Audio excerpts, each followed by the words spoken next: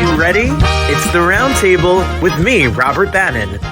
Welcome to the Roundtable, everybody. My name is Robert Bannon. I love Roberts. I love people named Robert. I already know that our next guest is going to be my buddy because we share a name. So listen, we're on the Roundtable. We're on the Broadway Podcast Network. We're on Broadway World. And one of my favorite things is to read books to inspire me and inspire you. And our next guest, I don't know, I was counting, but I lost count. I don't know, 16 books. He's wrote a lot of books. He's run an incredible company. He's worked with many Fortune 500 companies to get it together. I call him a PR maven and guru. Maybe he can give us all some pointers on how to get out here and do what we're doing. His books are out and they've been inspiring people all around the entire world. And they're out and about now. And you can get your copy on the newest book. I already put mine in the Amazon cart. Where's your Amazon cart? You need to get your Amazon cart and get your book. And we're going to talk all about it. Our guest today, I'm really excited and inspired to be here. The book is out, Life Lessons in Courage, Integrity, and Leadership. It's called Character. It's going to all of the greats, how they led and led with grace and humility. And the best leaders are the ones that are just good, genuine people. And he's going to tell us about it. Robert Dilenschneider is here, and I'm excited to have you. Welcome to the show. Mr. Bannon, it's lovely to be on the show. You have a great reputation, and you've done a fantastic job over the years. So this is a real privilege to be with you. No, it's a privilege to be with you. Do you know what you've done in your life? Do you get it? I try to get it. I've told my kids, but they don't agree. So that's their job. Their job. But in business, how do you describe your title? Do you have a way to describe yourself as in your business world? I try as hard as I possibly can to advise people at all levels, whether it's the CEO of a big corporation or somebody trying to get a job, somebody in the corporation who's trying to do work. I try to advise them on the next step for them and what they should do. And too often people take that next step and don't know what to do. And they fall into a trap. And unfortunately, there are people out there that try to damage other people. And if you're in that trap, you can be damaged very easily. So take your care and take advice and do the right thing. Very important. I work with a guy today who wanted to pay $90,000 to somebody. I said to him in a nice way, don't pay the money. He said, what do you mean I gotta pay? I said, no, you don't. I said, let me come up with 2 or 3 alternatives for you. He said, what do I do with the 90,000? I said, put it in the bank and get some interest on it. But don't pay the money, because the people who want him to pay the money are trying to shaft him. So he won't. I don't think he'll pay the money. I spoke about 15 minutes ago to a beautiful, beautiful woman, and she's constantly hit on by other people. And she said, what do I do? I really don't like this. And she's not connected with anybody. And I said, look, you just need to be very careful, find a way to turn people off when they try to hit on you. That's what you should do. And she said, do you want to practice it? And I said, I don't hit on anybody, so I'm not sure I can, but I'll do what I can to help you. So this afternoon, we're going to have a conversation with this woman. And I guess I'm going to say, you want to have a coffee or a drink or whatever to try to get her moving. And she's got to come up with the answer. And if she doesn't, and my guess is she won't, I will have to talk to her about how to do that. So the biggest issue for her will be not getting into the situation. And that's the biggest and smartest thing for her to do. I love that people come to you. You become a problem solver for people, or a motivational, you uplift people, you give them the courage and strength to do what they are afraid to do. Yes, and I think that's correct. And oftentimes it's people they just don't know what to do. And they're flouncing around and not knowing what to do, they frequently do the wrong thing. And when they do the wrong thing, it can be pretty embarrassing, because once you fall into the hole, it's tough to climb out. So that's the issue. Well, reading about you and your career from Ohio State to Notre Dame, or Notre Dame to Ohio State, or however, what the direction it went in, and then your journey to business. Why did you go into why was PR, your group, and all the success that you had as a businessman, why out of all the businesses out there was that the avenue that attracted you? Pure luck. I grew up in Columbus, Ohio, and my dad ran the newspaper there. And one day he came home for lunch. He never came home for lunch. And we're just sitting at this round table, and he slid across the table a ticket. And I said, "What's this?" He said, "It's a bus ticket to New York City. Go to New York City and make your way."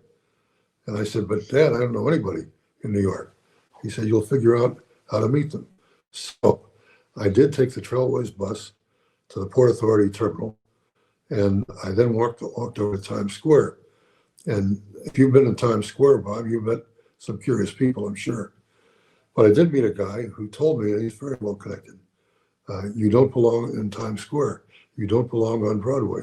Go see somebody else. So I went to Ogilvy and Mather, the advertising company, and they offered me a job at $11,000 a year. It's a long time ago. And I said, "I'll take it." And the guy who offered me the job was named Sam Fry. And I said, "Mr. Fry, I'll take it." And Fry said, "I want you to go over to this other firm, Hill Knowlton, and see if you like them better." I said, "Mr. Fry, I want your job," because I was terrified it was going to go away. But he said, no, it'll be here tomorrow. I'll go over to the other firm, which I did. Now, Fry had offered me 11,000. Hill and Knowlton offered me 10,000. And I took it because I really liked the people. They were all from my part of the world, pretty much all the same values. I really liked it. And so I was there for many, many years. And I started with right at the bottom. I was the youngest person in the firm, and I ended up running a firm of 12,000 people with 56 offices all over the country, all over the world. And so that's what happened. And then about 20 years ago, I said to myself, "This is crazy. Why don't I just start doing this for myself?" And I broke away and started my own company, and it's worked out pretty well. That's a long-winded way of answering your question. Do you can make good money doing that, that's for sure, PR firms and all, but what gave you the courage to start your own business? The guy who was overseeing Hill and Knowlton at that time asked me to break the law. And I said, I can't do that. I said, "You'd be pretty good, but I can't do it." And he said, "No, you have to break the law." I said, "I'm not going to do it." So we were at the Four Seasons restaurant in New York, which dates it because it's closed now. And I walked out on 52nd Street, and he said, "What are you going to do?" And I said, "I'm not going to go back and work for you. I'm not going to break the law." And the other guy said, "What are you going to do?" I had no idea. I walked home. I went to my apartment at Fifth Avenue and 86th Street. I got into the apartment, and the phone started ringing from people I knew who became my clients, big clients. And it was terrific. Ford Motor Company was one of them. And it was wonderful. I had Ford for the last 25 years. A great client. A great company, and right here I'm in Detroit. That's why he said that, because we're here in this. The only thing the Ford people want is they don't want the Lions to lose, and they don't want the Tigers to lose, but they're both lousy teams, so they both lose. We're trying to get better, Robert. We're trying to get better at the Lions. I don't know about the Tigers, but and definitely not the Pistons. But when you started this business and had success, and people come to you and want help, and you help businesses, and you get businesses off the ground, and you help them with all of the press and PR and all of the things. And like I said, if you ever hired a publicist or PR team, they do hard work. There's no hours that you give up a lot of your life to this business. Right. What is the payoff for you as the businessman? I know there's more. It's more than just money. It's more than just. Forget the money. It's really seeing people capture their potential. That's really what it is. And we all have potential. Most of us can't figure out what the potential really is. But it's unlocking that potential and giving people the chance and the right to do what they can do so well. That's what the payoff really is. And I love doing that because these people become friends for the rest of your life. And it's very, very important to know people like that. And I don't care who they are, what walk of life they're in, what race, what creed, I don't really care. I want to do what I can to help other people. And so then you must have had the idea along your way that you could help a lot more people if you publish works. So what was the decision, and what is it, 16 books? Is it more? How many books is it? 23 books. Oh, And 23 books, 2 of them have been bestsellers. The current one is doing quite well. I've got another one on the griddle now, and it's going to be on the issue of reputation and responsiveness. We'll see what happens.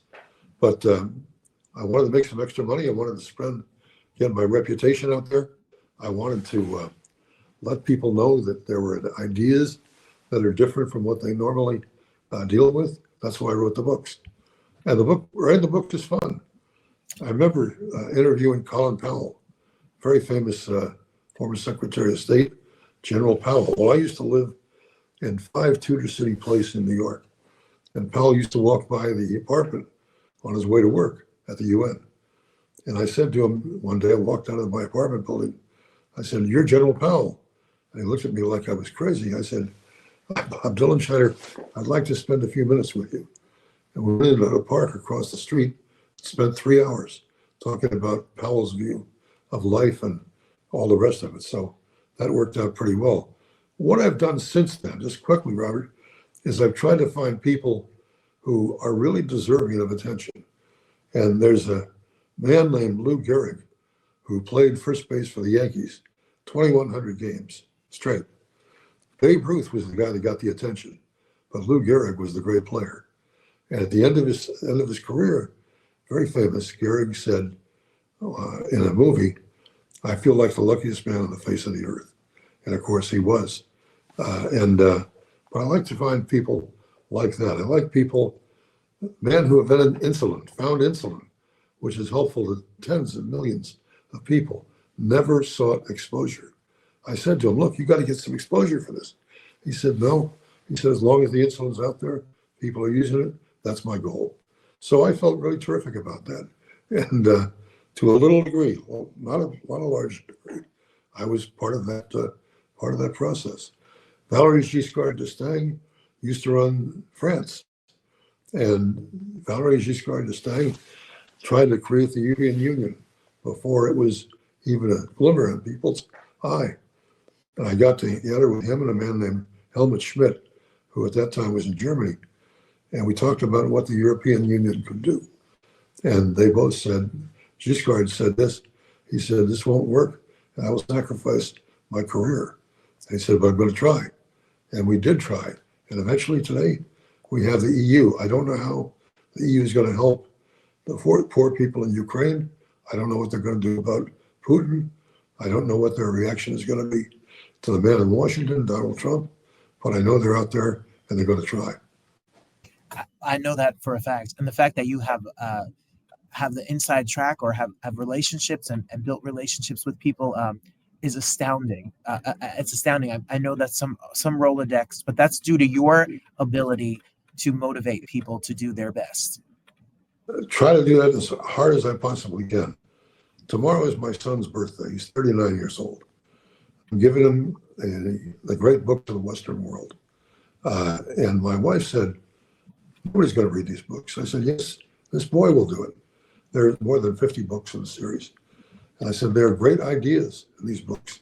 He will take some of the ideas and shape his life." So I'm excited by that. That is really exciting. And some of your books, if you're looking for inspiration, like the new book that is out, Life Lessons in Courage, Integrity, and Leadership, you can get it wherever books are sold. We can also, while we're talking, talk about your website. You can go to Robert L Dilenschneider.com and you can see all the books and all the information about that.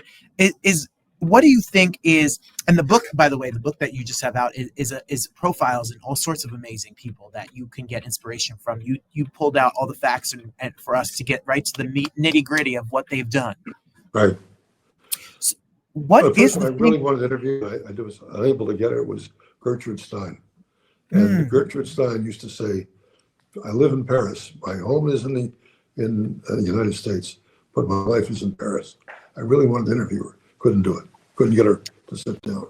Well, maybe there's another book. Maybe I don't give up. Could be. So what is one of the tricks out here? I'm not you, but people have asked me about this little platform, and sometimes you just have to ask and take the step and go out there on a limb, like you asked Colin Powell. People ask me about getting guests, some like you, on my show. Sometimes it's about taking one step and keep going, and the path follows. So what advice do you give to people who are trying to make a name for themselves out here?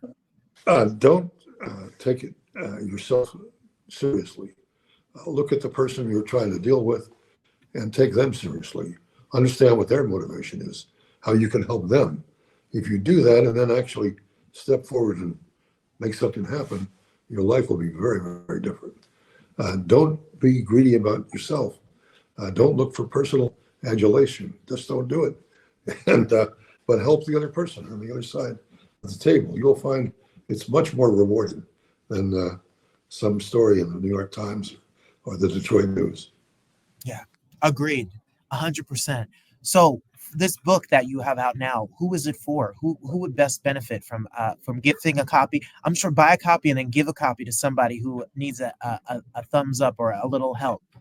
I think young men and women graduating from high school all the way up through college could benefit from this book because there are lessons in the book that, if applied, can last you for the rest of your life. I'd like to say that CEOs should benefit. Maybe they can, but most of the CEOs I know, and I know a lot of them have figured it out already, and they're not going to like what's in the book. So that's the way it goes. And I try to give the book to people that are in clubs, people that I try to give it to people that have problems. I try to give it to people in my church. I'd like to send, I have sent it just the other day to every member of Congress. I'm going to send it to all the cardinals who are going to be part of the conclave. Those are the people who are going to get the book. And if just 2 or 3 of them out of hundreds read the book or get something out of it, I've succeeded. I really love that. I was going to ask you, we're not a very political show, but the world, some people will say the world's crazy and some people will say the world is great, and there's such various jaded opinions. Are we in trouble? Or should we be worried? Someone with your business acumen, is the best yet to come, or should we be hiding in our cellar? What is your take on it? I think the best is yet to come, but I think we're in a very, very perilous situation right now. I think I'm looking at Mr. Putin. I'm looking at Mr. Xi in China. I'd like these guys to be people you like to have over for dinner. They're not coming. And I'm worried about people like that. I'm worried about people who, frankly, are greedy. And they look to put money in their own pocket and burns their reputation. I'd like to get back to very serious people, a golden rule, people that anything goes, anything goes. They'll do it. That's what I'd like to get to. We're a long way from that. But look, this is America. We live in a great place. It's better than any other place in the world. Whether you're in Fort Lee or in Detroit, it's a great place to be. The Italian restaurants in Fort Lee are marvelous, by the way. Yes. Listen, when you come to New Jersey, I know you're jumping over the bridge.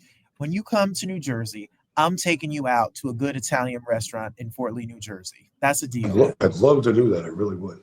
I would too. I would really love to do it. It would be my honor, truly. Fried calamari on me.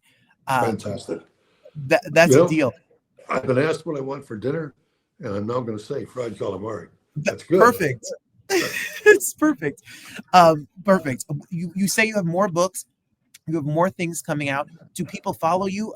Is there a way that we could stay up to date with you? The website's the best way, and I get a lot of interviews. Fortunately, people like you, and they hear me doing this, and they then come to see me. A week does not go by where I'll get several hundred requests for information. I can't deal with all of them, but I try to deal with as many as I possibly can. Well, I'm excited. I want people. I'm sitting in a school. I'm sitting in a high school. This is the perfect book for people out here. I'm sitting, all my teacher friends, all of the parents out here, my friends that have anyone, family. This is the perfect book. You're going to look for something to give to your sons and daughters this graduation season, or Father's Day, Mother's Day, the perfect thing that you want to give some uplifting inspiration to, life lessons in courage, integrity, leadership, character. Ooh, that's a word we really need more than ever out here in the world. And character, the strength of someone's character means something for sure. Oh yeah, Mr. Bannon, it's been great to be with you. Your character is quite one to be lauded, and it's a real honor to be here with you. I hope next time you're in the New York area, you'll call me, and I will take you to a I'm good coming Italian. in. I'm having a big Italian wedding on 5/25, so I'll be back in Jersey. So I'll be back the whole month. So I'm ready. Just give me a call. I'm ready. Okay. Thank you so much. An honor to have you here, sir. A really pleasure to be here with you. Terrific to be with Congratulations. you. Good luck in Detroit. Thank you.